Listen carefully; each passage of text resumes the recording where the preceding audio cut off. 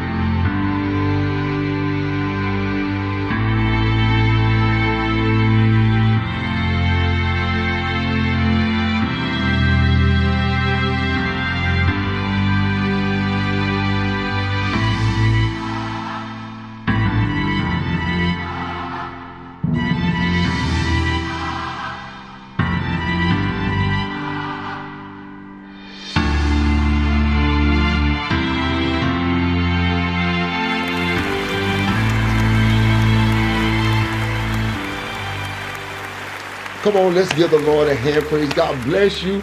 We are so excited about you joining us on this blessed day. We thank you for your tremendous support to this ministry and to this broadcast. We have a wonderful, wonderful program for you on this day. We are celebrating the life and the legacy of Dr. Martin Luther King Jr. and those iconic figures who have served and who have labored for so many years in the fight for freedom and for our civil rights. Let's give the Lord a hand praise for all of those freedom fighters. I want you to know that I'm not in this room by myself today, but I have one with me on today who has labored and who has given of his life for civil rights and for the gospel of Jesus Christ. I'm so thankful to have Dr. John Mendez, the retired pastor of the Emmanuel Baptist Church right here in Winston-Salem, North Carolina. Come on, let's receive him on this day.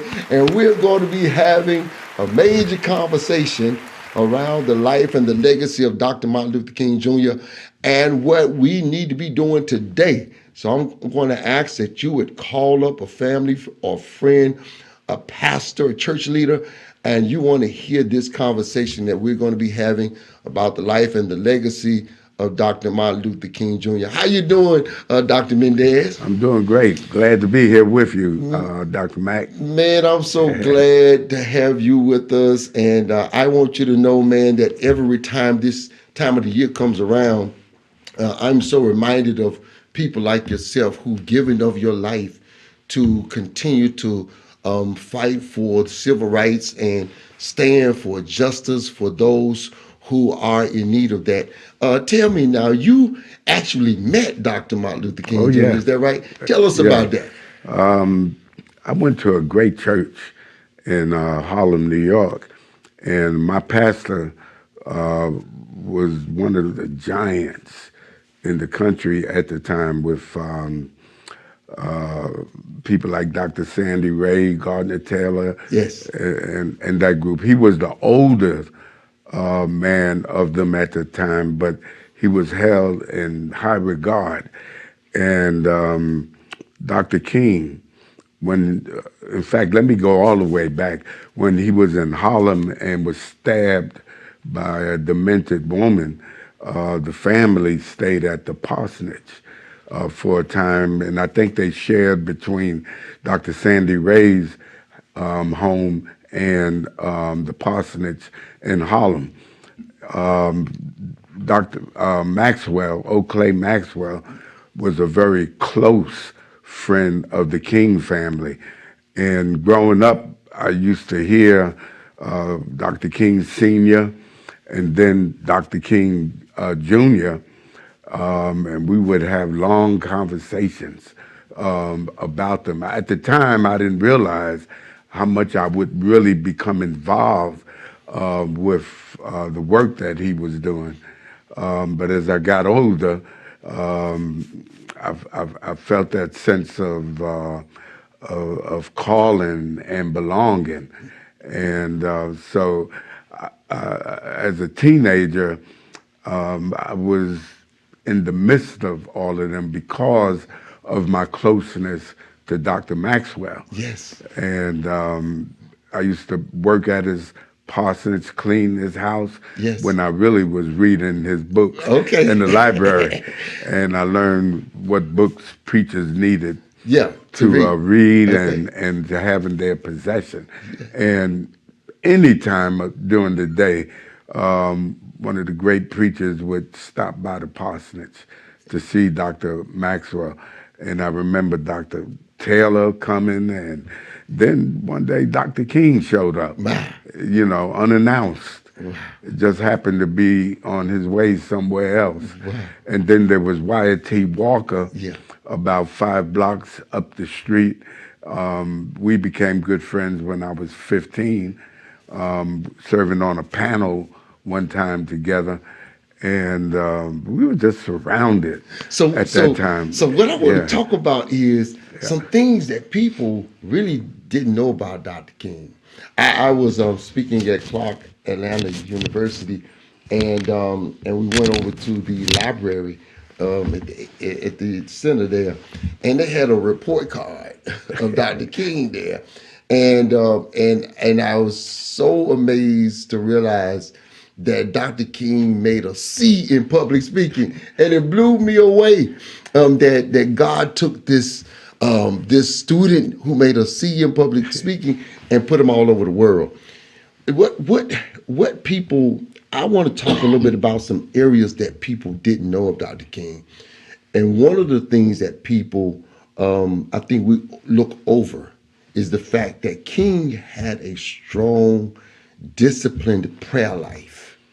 What do you know about his prayer life and the impact that prayer had on his ability to mobilize and move this nation? Yeah, prayer was a big thing during the civil rights movement.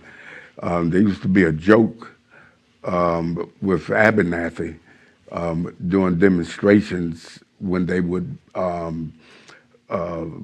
get on their knees to pray, and Abernathy would pray with one eye open and one eye closed. It was a sort of running joke. But early on as a teenager, when I really got my head together, and I went back and got many of my gangbanging buddies, and I took them to hear Dr. King. How old were you at that time? I had to be around 15. So you were the 16. gang at 15. Well, I was earlier than that. Okay. I was gangbanging. Okay. And had it not been for Fred Shuttlesworth, I doubt seriously if I would be alive today. So wait a minute, did y'all hear this? This man went from being in a gang to being one of the greatest civil rights leaders in our nation today. What a powerful testimony. And so go ahead now, and what happened? So I went to hear Dr. King, and I took many of my gangbanging buddies with me. It was at St. John's Cathedral downtown Yes. Manhattan. And what I remembered most about that event was the fact when he prayed. It was not a prayer before he preached, but a kind of evening prayer. And he prayed and he prayed and he prayed. And I remember the sermon. The sermon was great and all that. And I've been telling this story through the years. What I remember most about that event was him praying. Wow. And it was a powerful prayer. It was a long prayer. Yes. I remember that. But he didn't pray like he just discovered prayer. Yeah. But prayer was a very real part of his life. In fact, he often talked about mystical moments Okay. in his life. He was affiliated closely with Howard Thurman. Yes. Who, when he was stabbed in Harlem, New York, Thurman had one of those epiphanies and went to see Dr. King. He came all the way from Boston Wow. down to Harlem Hospital to see Dr. King and told Dr. King, you stay in this hospital as long as you can. King wanted to leave. Yeah, right. But Thurman counseled him to stay. Wow. And See, rest. these are the stories that I think people need to hear, just those humanistic moments. Dr. Mendez, Yeah. you have a book coming out. And I want to congratulate you on this book. Dr. Mendez has a book coming out called Life and Liberation. And it'll be out sometime in February or so, I understand. In that book, you deal with some very relevant issues. If King were here today, what do you think? What are the top 3 things you think King would be addressing today if he were here? Let's kind of help people to move to that place. Dr. King was very clear. He became clear after he had a run-in with Fannie Lou Hamer, and actually Snick at the time. King made a major mistake. He was human.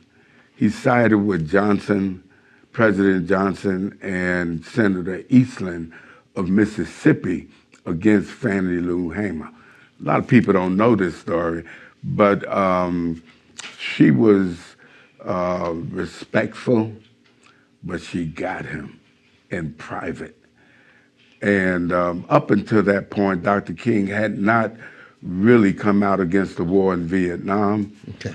or had taken the struggle to the level of dealing with poverty. But after that meeting with Fannie Lou and then with Snick, Dr. King changed. Okay. He came out against the war in Vietnam publicly, and then he organized the Poor People's Campaign, Yes. which became major for him while he still continued to fight racism, Okay. you know, as such. And So he would call those what, the 3 world evils? yeah, he referred to them war. as the 3 major evils Yes. of Americanism. Right. War, poverty, racism. Exactly. Okay. All right. Yeah, those were his 3 pets at that particular time. He classified all of it under capitalism. Okay. A lot of people don't realize that Dr. King was a social democrat, and he organized the Poor People's Campaign to assault capitalism. He was demanding that Congress guarantee every American a job with a living wage. Wow. He also, and he believed that would resolve the issue of poverty. Of poverty. Yeah. Right. He's- He also demanded affordable housing and the end of impoverishment as such. Dr. Mendez, does it amaze you that today we're still dealing with those same issues? Well, oh, absolutely. And I believe, had he been successful before they assassinated him, this would be a different country today. He was going to jam up D.C. and all the big cities until Congress signed an economic Bill of Rights. That's when the powers that be said he got to go. Wow. Okay. Because he was talking about transforming the nature of the system so that he talked about a more equitable distribution of the wealth. Of wealth, yes. Of the nation as such. Let's talk to the pastors for a second, Doc. If there's a word that pastors could preach today, what text would you recommend that a pastor would preach today that would put the work and the legacy of Dr. King to work in their congregation? That's not hard to answer. Okay, all right. Luke 4. All right, talk to me. 18. Preach to me. Yeah. Preach to me, Doc. Dr. King was very prophetic. In fact, I get kind of teary-eyed. I was with him the last week of his life. He came to preach for Dr. Sandy Ray, who had just built a community center. And Dr. King was the preacher. He took his text from Luke 4, 18 through 24, and he went on to preach about the church, sort of getting a little away from me, but it was on being a responsible church. Yes. Predicated on the actual program or ministry that Jesus outlined in Nazareth when he went to the synagogue that day. The Spirit of the Lord is upon me. He's anointed me to preach the gospel to the poor, to open blind eyes, to set the captives free, and to liberate the oppressed. And nobody could preach that text the way Dr. King did. And I remember that Sunday, it looked like everybody was there, from out of town, in town. I remember I stood up through the whole service. The place was packed. He was about 2 hours late getting there. But nobody moved. He wasn't on time, but he was in time. He was in time. He was definitely in time. But that's the text that was relevant, not just for Dr. King, but even for Black theology and liberation theology as it emerged. And that's still very much with us. Yes. My 42 years of pastoring, that was the text that guided me in my ministry.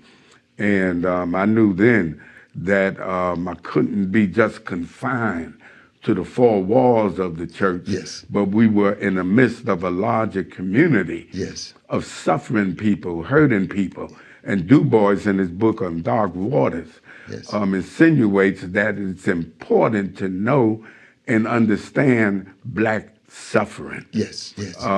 And Dr. King was very much moved by the pain and the suffering of people. But as a prophetic preacher and pastor and minister, Dr. King often talked about his ear being attuned to the heart of God. So by knowing what God was feeling and could sense what God was feeling, he felt it. And organized his ministry around that. That is so rich, Dr. Mendez. And I tell you what, people, you do not want to miss an opportunity to get this book when it comes out. Life and Liberation. And these are the relevant subject matters that Dr. Mendez addresses. Doc, I want to do something because we don't have much time left.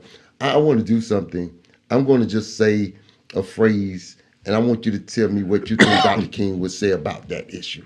Okay, and so I'm just gonna name it. Okay, January the 6th attack on the Capitol. What would he say? In just a few words, what would he say? First of all, he would condemn it, and he would see it as a reaction to the progress that we made in civil rights, human rights, and among other rights and whatnot. So he would have anticipated that at some point, given the fact that there's a move in this country to want to go back. When President Obama became president, it scared that crowd because, as Toni Morrison says, that there's still a lot of people in this country who still think this is a white country. But all of that has changed. I mean, we got a long way to go still, but a lot of change is already taking place. And that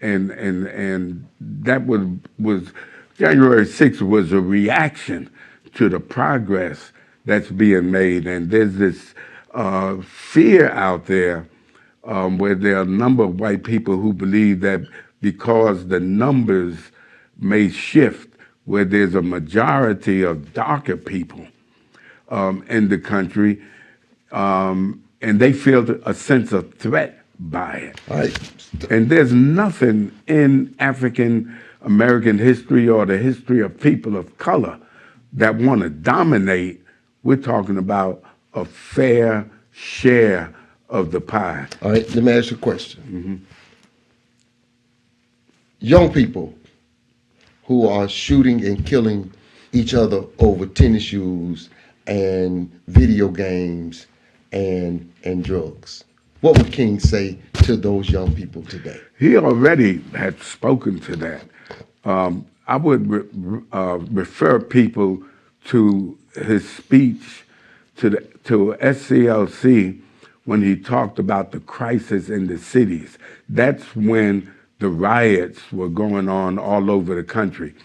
And he condemned it on the one hand, but on the other hand, he said, you have to deal with the folk that created the darkness, that was responsible for the riots, etc. He referred to the riots as the voice, the rage of the unheard. Of the unheard, but also folks that, the people, it was a derivative kind of violence. In other words, they didn't cause the violence.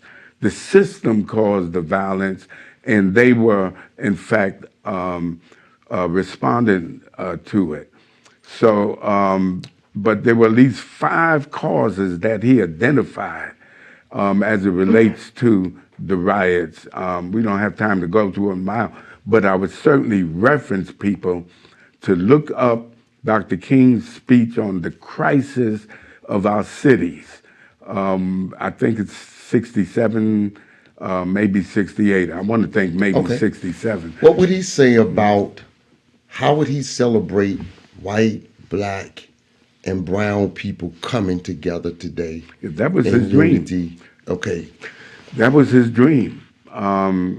He often, along with Howard Thurman, talked about the interconnectedness, interrelatedness, and interdependence of life. He saw everything together. And he understood the reason why there was so much separation in the country was because of racism, which went all the way back to the 1400s and whatnot, that spilled over when Europe decided to use violence in order to conquest at least 2/3 of the world of color. That spilled over into psychology that gave us the rationale that justified the violence and the conquest. Yes. As such. And when he became familiar with Gandhi and saw what Gandhi had done through nonviolence, and then later Kwame Nkrumah in Africa, he realized that that was the way to go. Yeah. And I would argue in relationship to that, and Doc, you do a tremendous job with the school system, et cetera. But it is time that we incorporate into the curriculums of school the importance of nonviolence, not so much as a civil rights strategy, but predicated on the sacredness of life. Wow. Dr. Mendez, man, let me tell you something. You just have a tremendous way with words, and I want to thank you for your transparency and your truth on today. And listen, I want to say to you that this has been an awesome challenge put before us. I want to ask that you would please support Dr. John Mendez. When his book comes out, Life and Liberation, you don't want to miss reading this book. I peeked it, and it is amazing what he has in this book. And I want to thank you for joining us today. I hope that you have learned something more about Dr. Martin Luther King Jr. We ask that you would support the local programs that are taking place, the noonday hour celebration right here at Union Baptist Church on Monday. We ask that you would support that program, and also the Ministers Conference of our city and vicinity. That celebration will be on Sunday afternoon. We ask that you would support that as well. And listen, go do something good. This is not a day off, it's a day on. Go celebrate the life and legacy of Dr. Martin Luther King Jr. and those who have served to make this world a better place. Dr. King was a man of love, and we ask that you would show love wherever you go. God bless you, and thank you for joining us on this day. God bless you.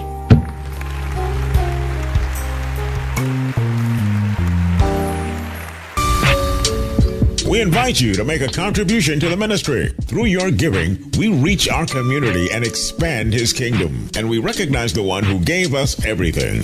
To give, you can use technology. Use the Push app or go to Giving page on the Union Baptist website. Use the Cash app, $UBC 1200 trade. Use the Givelify app, Union Baptist Church, Winston-Salem.